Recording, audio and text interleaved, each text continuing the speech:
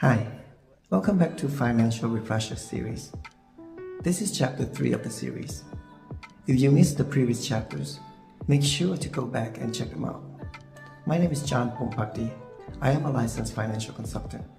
In this chapter, we are going to talk about the 3 tax buckets: taxable, tax-deferred, and tax-free. There are 3 types of funds. The taxable accounts, which includes your banks, CDs, and brokerage account, where you pay taxes on your interest or stock dividends.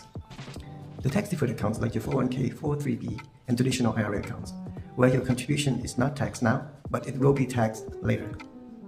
And then there are the tax-free accounts, such as the Roth IRA, municipal bonds, and LIRP. Now, the big question is, do you believe tax will be higher or lower in the future? Compared to historical data, tax is quite low at about 37% for the highest tax bracket, while the average tax rate for the highest tax bracket at over 107 years of income tax is 57%.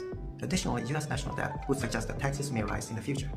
If taxes increase, deferring taxes such as your 401k account would mean that you may pay more in the future.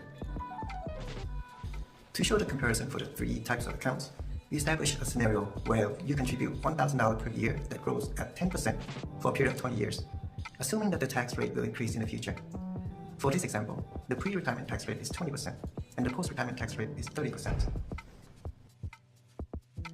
For the taxable account, you pay 20% tax on the interest you earn each year.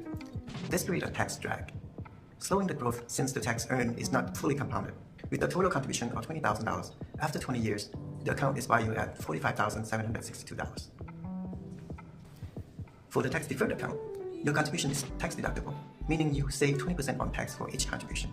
Your money will grow 10% unhindered. However, you will be taxed at 30% at withdrawal. Again, your total contribution is $20,000. After 20 years, your account balance will be $57,275.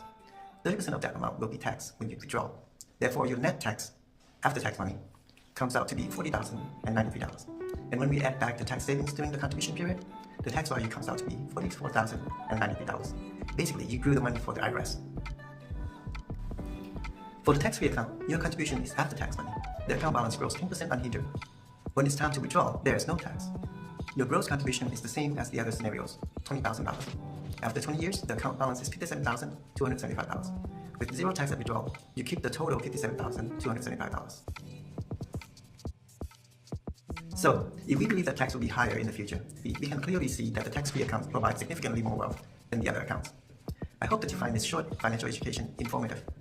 Let me know if you'd like me to cover any other financial subjects. Stay tuned for the next installment of the Financial Refresher series.